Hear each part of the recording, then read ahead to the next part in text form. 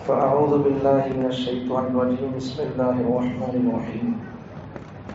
ولله المشرق والمغرب فأينما تولوا فثم وجه الله. صدق الله العظيم. سب سے پہلے بعث بعد الموت یہ عقیدہ ہے ہمارا، اس کو سن لیں. اس کے بعد دوسرے پارے کا خلاصہ بیان کیا جائے گا. بعث بعد الموت، موت کے بعد پھر دوبارہ زندہ ہونا ہے. یہ ہمارا مسلمانوں کا، اہل سنت والجماعت علماء دیوبند کا اور علماء دیوبند سے ہماری نسبت ہے، ان سب کا یہ عقیدہ ہے. مرنے کے بعد پھر دوبارہ زندہ ہونا ہے، اور ایک ہی جنم ہے، 7 جنم نہیں ہے. یہ ہمارا عقیدہ ہے. حضرت ابراہیم علیہ السلام اللہ رب العزت سے عرض کرتے ہیں، اے اللہ، آپ مردوں کو کیسے زندہ کرتے ہیں؟ زندہ کیسے کرتے ہیں اللہ؟ یہ پوچھتی ہیں ابراہیم علیہ السلام. کئی کو کرتے، وہ آڑے سوال نہیں کرتے. بزرگاں پیغمبر اللہ سے آڑے سوال نہیں کرتے. اللہ کے اوپر، اللہ کی ذات پر، اللہ کی حکمتوں پر ان کو یقین رہتا ہے. اللہ نے وہی پوچھا ان سے، وَإِذْ قَالَ إِبْرَاهِيمُ رَبِّ أَرِنِي كَيْفَ تُحْيِي الْمَوْتَى. ابراہیم علیہ السلام جب اللہ سے عرض کیے کہ اللہ آپ مردوں کو زندہ کیسا کرتے ہیں، تو اللہ نے کیا کہا؟ تم کو تسلی نہیں ہے، تم کو یقین نہیں کیا میں زندہ کرتا ہوں؟ تمہارے کو یقین ہے نہیں ہے. تو حضرت ابراہیم علیہ السلام نے کیا کہا؟ اللہ آپ زندہ کرتے، مجھے یقین ہے، نہیں بول کر نہیں. وَلَٰكِن لِيَطْمَئِنَّ قَلْبِي، لیکن میں اپنے دل کی تسلی چاہتا ہوں. مثال کے طور پر ایک عربی بات بول کر اس کو مثال سے سمجھاتا ہوں. ایک ہے حق الیقین، ایک ہے عین الیقین. اب یہ سمجھانے کے واسطے مثال دینا پڑتا. ایک ہے حق الیقین، ایک ہے عین الیقین. ابراہیم علیہ السلام کو حق الیقین حاصل تھا، عین الیقین کے لیے اللہ سے عرض کیے. اب یہ حق الیقین کسے بولتے، عین الیقین کسے بولتے، یہ مثال سے سمجھو. مثال کے طور پر میں حافظ قرآن ہوں، یا سبھی حافظ قرآن ہے، تو ہمیں حافظ قرآن تم سب کو یقین ہے، تو پڑھ لی بول کر برسے بچے. اب تمہیں ہمیں قرآن پڑھتے سو دیکھے تو تب تمہارے کو عین الیقین حاصل ہوتا. ہمیں حافظ قرآن ہے، اب سب کو معلوم ہے، تو یہ حق الیقین ہے. ہم ہمارے قرآن کی تلاوت کو آپ سنیں گے، دیکھے بغیر ہم قرآن پڑھ رہے ہیں، آپ اسے دیکھیں گے، سنیں گے تو کیا بولیں گے؟ آپ کو کیا حاصل ہوگا؟ عین الیقین حاصل ہوگا. آپ دیکھے بھی ہو، اب تک معلوم تھا، آدمیاں بولتے تھے حسین بھائی کا بیٹا حافظ کرتے ایسا بول کر. اب تمہیں ان کی قرآن سن لیے تو کیا ہوگا؟ آپ کو عین الیقین حاصل ہوگا. ہم ہمیں سنتے تھے، اب ان پڑھتا تھا ہمیں سنے لی. آدمیاں بولتے تھے سنے، اب خود ان پڑھتا تھا قرآن دیکھے بغیر، اب سن لیے. اب کیا ہو گیا؟ عین الیقین حاصل ہو گیا. تو اسے بولتے حق الیقین، عین الیقین اسے بولتے.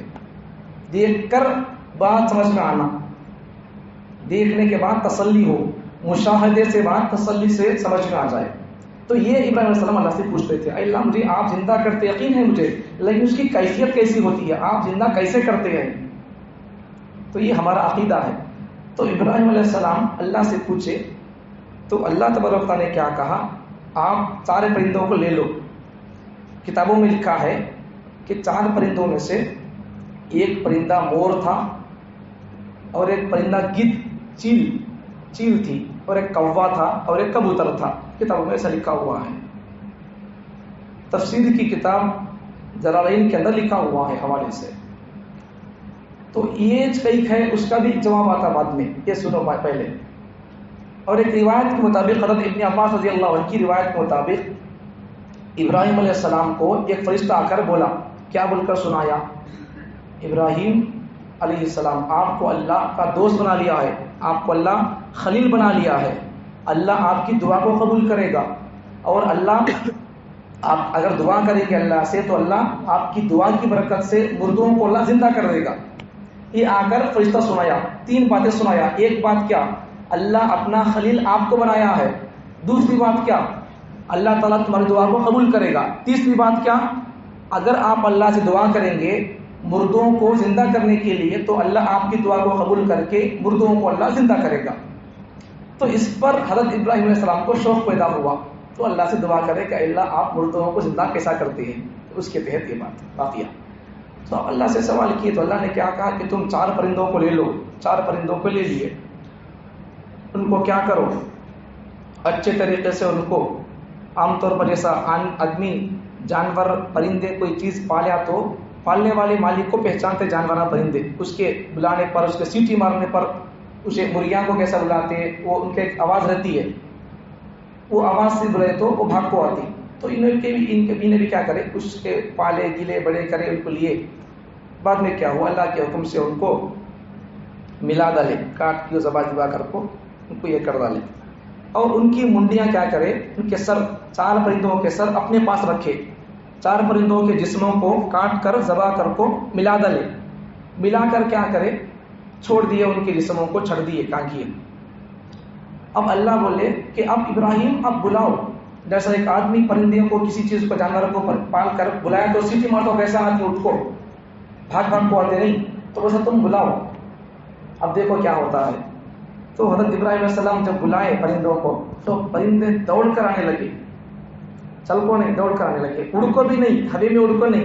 اگر ہوے میں اڑ کر آتے تو آدمی کو ایک اشکال پیدا ہو سکتا تھا, ارے بھائی ابھی تو ہوے میں اڑ کر دوسرا پرندہ آتا ہے یا اس کی شکل بدل گئی, ایسے ایک سوال پیدا ہو سکتا. اس لیے پرندے کیا کیے ہوے میں اڑ کر نہیں آئے, وہ زمین پر دوڑ کر آئے. دوڑ کر آنے کے بعد پرندے کیا کیے, ابراہیم علیہ السلام پرندہ آیا, اس کے شکل اس کے جسم کے اعضا رہتے نہیں, ہاتھ پاؤں وہ کہاں کے اعضا ایک ایک جڑ کر وہ اٹھ کو آتا ہے, ہوے میں اڑ کو نہیں, زمین پر بھاگ کو آ رہا. حضرت ابراہیم علیہ السلام کیا کرے کوئی ایک منڈی لگو اسے لگانے کی کوشش کر رہے ہو, لگا لے تو کیا وہ نہیں لگ رہی اسی منڈی, اس کی منڈی کوسی تھی کہ وہی لگتی ہے لگے تو اسے. دوسرے جانور کی منڈی لگانے کی کوشش کر رہی نہیں لگ رہی, وہ کوسی منڈی ہے کہ اس کی وہی لگتی ہے. تو بہرحال ہر ایک کو دوسری منڈی لگانے کی کوشش کرے نہیں لگی, کس کی منڈی سے لگی لاسٹ کو. لگنے کے بعد اب 4 پرندے کیا ہو گئے زندے ہو گئے. تو یہاں سے اللہ کیا سمجھاتے ہیں, اب ابراہیم علیہ السلام کو بات سمجھ میں آ گئی, اللہ ایسا زندہ کرتے ہیں کیا بول کر. اب یہی سوال نمرود سے ابراہیم علیہ السلام یہی سوال کیے تھے, اگر تو اللہ ہے, نمرود اللہ ہونے کا دعویٰ کیا تھا تو اسے کیا بولے, تو اللہ ہے تو بتا مشرق سے نکلنے والے سورج کو مغرب سے نکالنے کو دکھا, بتائے اسے سوال کرے. پھر اور ایک سوال کرے اسے, اگر تو صحیح اللہ بول کر بولتا ہے تو مردے کو زندہ کر, ایسے سب سے بولے تھے. تو وہاں یہ سوال بھی کیا اس سے اللہ تعالیٰ کے اس سوال کے ذریعے سے حضرت ابراہیم علیہ السلام کو تسلی بھی ہوگی. یہ تو ایک بات اور ایک عقیدہ تھا ہمارا. اب دوسرے پارے کا خلاصہ سن لو. دوسرے پارے کا خلاصہ, دوسرے پارے میں پہلی بات, آپ صلی اللہ علیہ وسلم جب مدینے کو گئے تو وہاں آپ صلی اللہ علیہ وسلم جانے کے بعد تقریباً 16 مہینے یا 17 مہینے تک بیت المقدس کی طرف قبلہ اور رخ کر کے نماز پڑھتے تھے, 17-16 مہینے تک. اس وقت کیا ہوا, یہودیاں انہوں پہلے سے دشمن اسلام کے مسلمانوں کے, انہوں بولنے لگے, چند دن نماز پڑھے, اس کے بعد پھر اللہ کی طرف سے حکم آیا, اور نبی کی خواہش بھی تھی, تمنا بھی تھی, آرزو بھی تھی کہ اے اللہ قبلہ ہمارا بیت المقدس نہیں سرکا, کعبۃ اللہ اگر ہو جائے تو اچھا ہوتا. یہ نبی کے دل میں خواہش تھی, ہمارا قبلہ بیت المقدس نہیں سرکا, قبلہ ہمارا کعبۃ اللہ ہی ہو جائے, مکہ ہو جائے تو بہتر ہوگا اللہ. یہ دل میں خواہش تھی پیغمبر کے. اور پھر اللہ کی طرف سے حکم آ گیا, پیغمبر آپ اپنا رخ اور قبلہ کعبے کو بناؤ, بیت المقدس کو چھوڑ دو. یہ دیکھ کر یہ سن کر یہودیوں کے دل میں ایک اشکال اور سوال پیدا ہوا. وہ آ کر کہنے لگے, ارے تم بھی کیسے مسلمان ہیں, کبھی دیکھو تو بیت المقدس کی طرف رخ کر نماز پڑھتی, کبھی دیکھو تو کعبۃ اللہ کی طرف رخ کر نماز پڑھتی, یہ کیا بات ہے. تو اس وقت اللہ نے آیت نازل کی, وَلِلَّهِ الْمَشْرِقُ وَالْمَغْرِبُ فَأَيْنَمَا تُوَلُّوا فَثَمَّ. پیغمبر آپ کہہ دو, قُلْ لِلَّهِ الْمَشْرِقُ, پیغمبر آپ کہہ دو کہ میں اللہ, میں ہر جگہ ہوں, مشرق میں میں ہوں, مغرب میں میں چھوڑ سو, ہر جگہ میرا چلتا, ہر جگہ میں چھوڑ سو, تمہیں کدن منہ کر کو پڑے تو بھی نماز میرے لیے چھوٹی ہو. اللہ جب آیت نازل کرے, ایک بات تو یہ. دوسری بات, صفا مروہ کے تعلق سے, صفا مروہ یہ شعائر اسلام میں سے ہے. زمانہ جاہلیت میں مشرکین لوگ کیا کرتے تھے, صفا مروہ پر بت لا کرتے تھے, بت رکھتے تھے تو صحابہ صفا مروہ کی صحیح نہیں کرتے تھے، بھاگنا ہوا نہیں بھاگتے تھے، شبہ پیدا کر کچھ یہ لوگ بت رکھو ہے تو نہیں بھاگنا، تو بالکل صحابہ نہیں بھاگتے تھے مسلمان. تو بعد میں اللہ تعالیٰ سمجھا دیا کہ ان الصفا والمروہ من شعائر اللہ، صفا مروہ کی صحیح کرو یہ شاعر اسلام میں سے ہے. اللہ آیت نازل کر دیا. یا ایسی کوئی بات نہیں ہے، شبہ کی شک کی بات نہیں ہے، اس کی بات کی. اور آگے مشرکین کبھی کبھار کیا بولتے تھے، من مرضی کے سر کا، کبھی کسی چیز کو حلال بولتے، کبھی کسی چیز کو حرام کرتے تھے. اللہ نے قرآن میں صاف آیت نازل کر دیا، انما حرم علیکم المیتۃ والدم ولحم الخنزیر. اللہ تعالیٰ نے آیت نازل کر دیا وما اہل بہ لغیر اللہ. چار چیزیں اللہ بتایا.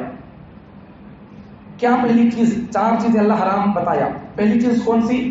انما حرم علیکم المیتۃ، مردار حلال نہیں حرام ہے، مردار کا نہیں کھانا.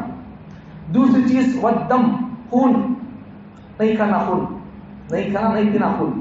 دوسری چیز خنزیر، یہ بھی نہیں کھانا. چوتھی چیز وما اہل بہ لغیر اللہ، اللہ کے علاوہ کسی ولی کے نام پر جانور ذبح کرو گے، اللہ کا نام لے کر بھی ذبح کرو گے تب بھی وہ حلال نہیں ہوگا. اللہ کے نام پر اللہ کے لیے ذبح کرو گے تب حلال ہوگا. اللہ کے علاوہ کسی اور کے نام پر ذبح کرنے پر، اللہ کا نام لے کر ذبح کرنی تمہیں، لیکن اللہ کا نام لینے کے بعد بھی تمہاری نیت کس کی ہے؟ کسی ولی کی ہے، تب بھی وہ حلال نہیں ہوتا. سمجھ میں آ رہا؟ اللہ کے لیے چھوڑنا سو جانور، اللہ کے نام پر ہونا، اللہ کے نام سے چھوڑنا سو. یہ ایک بات ہو گئی. اور آگے اس کے بعد میں اللہ تبارک و تعالیٰ نے روزے کے متعلق ایک حکم نازل کر دیا.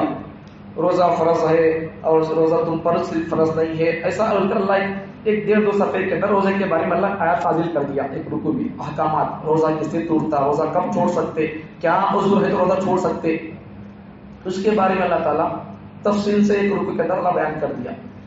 پھر یہاں ایک نقطہ سنو قرآن کی جانب سے. اللہ تعالیٰ روزوں کے بارے میں جب رکوع نازل کیا تو اللہ تعالیٰ آخر میں، اس رکوع کے آخر میں اللہ تعالیٰ اعتکاف کے بارے میں بھی اللہ تعالیٰ 1-2 جملے عرض کر دیا. معلوم کیا ہوتا ہے؟ رمضان کے آخری عشرے میں تم اعتکاف کرو، یہ بتا رہا ہے، یہ اشارہ ہے اس میں. رمضان کے آخری عشرے کا اعتکاف سنت ہے. اور آگے چلو، اور آگے کیا بات ہے؟ قتال کے سلسلے میں، جہاد کے سلسلے میں بات ہے.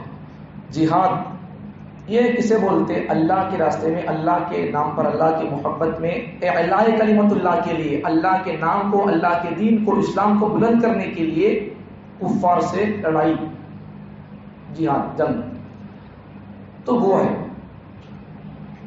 اور اس کے بعد میں چاند کے سلسلے میں بات ہے. چاند کے بارے میں لوگ آ کر پیغمبر آپ سے پوچھیں گے چاند کے بارے میں، تو چاند کے ذریعے سے وقتوں کی پہچان ہوتی ہے. رمضان کے روزہ رکھنا بولے تو بھی چاند دیکھنا سوچا ہے، چاند دیکھنا بغیر روزے نہیں رکھ سکتے. پھر حج کے لیے بھی روزہ چاند دیکھنا پڑے گا. اب روزے چھوڑنا بولے تو بھی چاند دیکھنا پڑتا. ایسے بہت ساری چیزوں کے لیے چاند کو دیکھو تو ہمیں کام کرنا پڑتا. اور ایک بات سنو، ایک سال ہے انگریزی کا سال ہے، جنوری فروری، یہ ہے نہیں. ایک ہمارا اسلامی سال ہے، قمری سال، ربیع الاول، ربیع الثانی، محرم، صفر، یہ ہے نہیں. تو اس میں فرق کیا بولے تو اسلامی سال چھوٹا ہوتا ہے، انگریزی سال بڑا ہوتا ہے. ہمارا اسلامی سال قمری مہینے 10 دن چھوٹے ہوتے ہیں یہ، وہ انگریزی سال 10 سال بڑا ہوتا ہے. اور ایک بات کیا کہ آج اگر رمضان آیا ہے تو اگلا رمضان یہ 10 دن کم ہوتا ہے ہمارا اسلامی اعتبار سے. حضرت جعفر صادق رحمۃ اللہ علیہ فرماتے ہیں، اپنے تجربے کی بات فرماتے ہیں کہ آج کا، اس سال کا رمضان کا 5واں روزہ کب ہے؟ آج جمعہ نہیں، جمعہ، ہفتہ، اتوار، پیر، منگل. حضرت امام جعفر صادق فرماتے ہیں کہ اس سال 5واں روزہ کون دن پڑتا کہ آئندہ سال وہ 5واں روزہ پہلا روزہ پڑتا بولتی ہیں لوگ. اور ان کا یہ 1-2 سال کا تجربہ نہیں، 50 سال کا تجربہ ہے ان کا. یہ دیکھو ہمارے بزرگ کیسی کیسی بات کرے، دیکھو سائنس کی بات یہ، آج کے سائنسدان بھی نہیں بول سکتے ایسی باتیں. ہمارے بزرگ کب بولے دیکھو باتیں ایسے، 1000 سال پہلے بولتا لوگ. انہوں اصل سائنسدان ہے، آپ کے آج کے دور کے لوگ ہیں، انہوں ہمارے بزرگ اصل سائنسدان ہیں. تو بہرحال اور آگے سنو بات. اور آگے کیا بات ہے؟ عورتوں کے حیض کے سلسلے میں بات ہے. پیغمبر آپ سے لوگ آ کر پوچھیں گے حیض کے سلسلے میں تو کیا کرو؟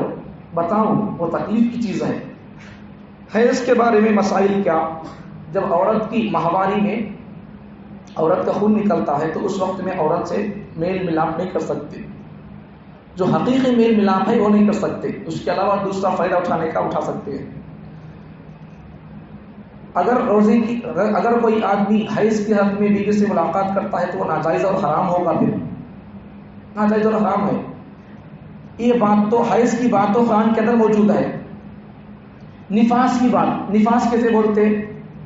حیض تو مہینے میں آنے والا خون عورتوں کو، نفاس کیسے بولتے؟ بچے کی پیدائش کے بعد آنے والا خون، اسے نفاس بولتے۔ نفاس کا ثبوت قرآن میں نہیں ہے۔ اب نفاس کے بارے میں بولتے، نفاس کا حکم اور نفاس کی بات مسئلہ کیسا آ گیا؟ تو نفاس کا اشارہ حدیث میں ہے، نفاس کے سلسلے میں احکام حدیثوں کے اندر موجود ہے، اور ہمیں قرآن کو بھی مانتے، حدیث کو بھی مانتے، صحابہ کے اجماع کو مانتے اور قیاس کو بھی مانتے ہیں۔ چار چیزیں ہماری دلیل بنتی ہیں، یہ چار چیزوں کو رکھ کر مسائل نکالتے ہیں۔ پہلے قرآن میں دیکھتے کسی مسئلے کو بھی، قرآن میں نہیں ملا کوئی مسئلہ، پھر حدیث میں دیکھتے، حدیث میں نہیں ملا تو پھر صحابہ کے اجماع کو دیکھتے، تب بھی نہیں ملا تو پھر قیاس کرتے، قرآن حدیث کو رکھ کر قیاس کرتے۔ تو یہاں حیض کے بارے میں تو حکم ہے کہ حیض کی حالت میں عورت سے نہ ملو، ناجائز ہے، حرام ہے۔ تو اس کو رکھ کر اور حدیثوں کو رکھ کر مسئلہ نکالے۔ نفاس کی حالت میں جب عورت سے بچہ پیدا ہو تو اس وقت جو خون آتا ہے وہ نفاس کا خون ہوتا ہے، اس وقت بھی بیوی سے نہیں مل سکتے، تب بھی ناجائز اور حرام ہوتا ہے۔ اور ایک بات کیا، بیوی سے پیچھے کے راستے سے ملنا حرام ہے۔ اگر نکاح ہو گیا تو بیوی آدمی کے لیے حلال ہے، لیکن جیسا بیوی حیض کی حالت میں ناجائز اور حرام ہوتی ہے، ویسے ہی بیوی کے پیچھے کے راستے سے صحبت کرنا بھی حرام اور ناجائز ہے۔ ایک مسئلہ یہ، اور آگے چلو، اور آگے کیا مسئلہ ہے؟ عورت کے طلاق کا مسئلہ ہے۔ ایک دے تو بھی ہو جاتی، دو دے تو بھی ہو جاتی، تین دے تو بھی ہو جاتی، ایک ہی بار تین دیے تب بھی ہو جاتی، ایک ہی جملے میں تین دیے، تجھے تین بول کر بول دیے تب بھی ہو جاتی۔ سمجھ پایا؟ اور آگے چلو، بچے کو دودھ پلانے کا مسئلہ۔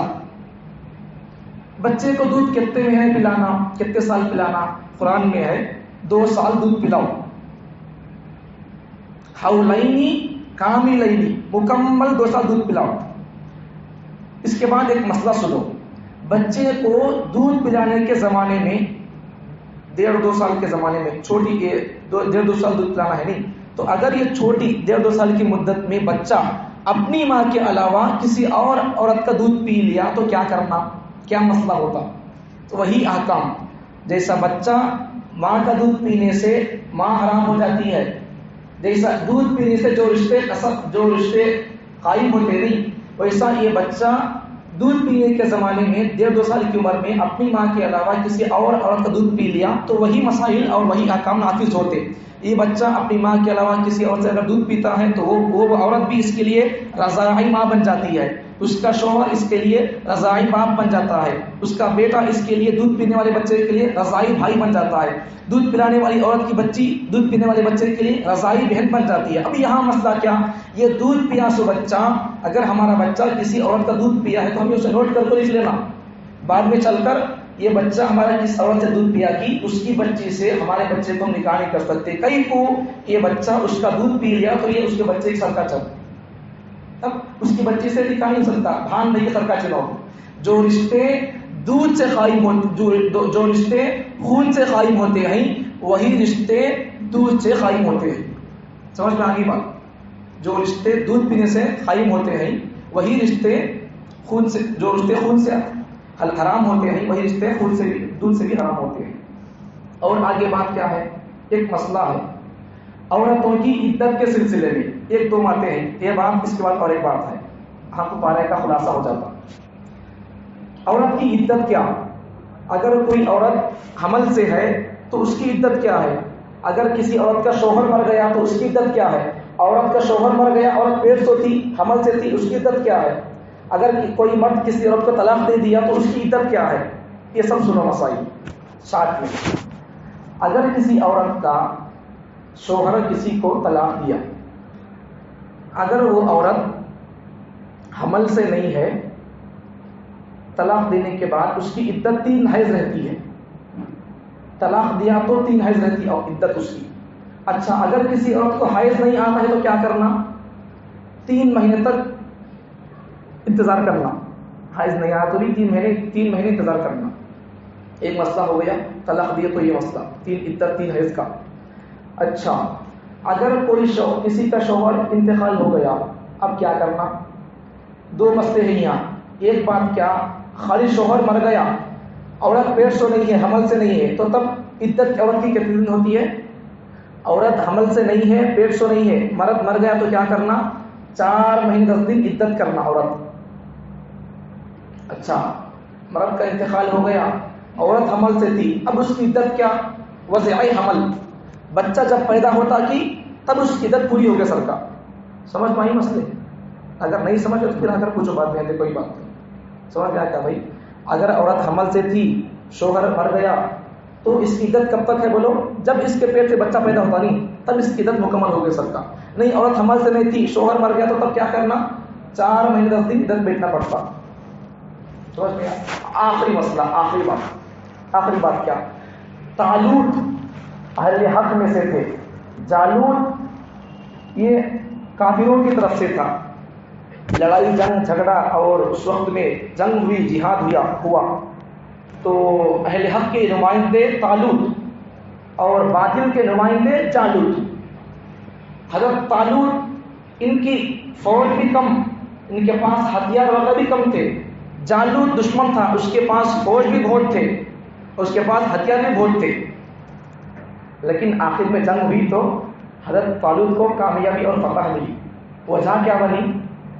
اللہ قرآن میں فرماتے ہیں کم من فئۃ قلیلۃ غلبت فئۃ کثیرۃ باذن اللہ. کبھی کبھار بہت سے زیادہ رہنے والی فوجیں کبھی کبھار اللہ ایسا کر دیتے ہیں کہ ان کے پاس فوج بھی زیادہ رہتی ہے اور ان کے پاس ہتھیار بھی زیادہ رہتے ہیں، لیکن پھر بھی اللہ تعالیٰ ان کو کامیاب نہیں کرتا. اپنے ماننے والے بندوں کو، اللہ پر بھروسہ، ایمان، یقین، اعتقاد رکھنے والے بندوں کو، جن کے پاس عمل ہوتا ہے، جن کے پاس اطاعت ہوتی ہے، اللہ ویسے بندوں کو کامیاب کرتا ہے. پورے پارے کا خلاصہ ہو گیا. اللہ تعالیٰ مجھے اور آپ کو اللہ پر بھروسہ رکھ کر ایمان کو مضبوط کرنے کی، اعمال سے جڑے رہنے کی توفیق عطا فرمائے. وآخر دعوانا الحمد للہ رب العالمین. الحمد للہ رب العالمین. اللهم صل علی محمد وعلی آل سیدنا محمد وبارک وسلم. ربنا آتنا في الدنيا حسنة وفي الآخرة حسنة وقنا عذاب النار. ربنا ظلمنا أنفسنا وإن لم تغفر لنا وترحمنا لنكونن من الخاسرين. اللهم أعنا على ذكرك وشكرك وحسن عبادتك. وصلى الله تعالى على خير خلقه سيدنا محمد وعلى آله وأصحابه أجمعين برحمتك يا أرحم الراحمين والحمد لله رب العالمين.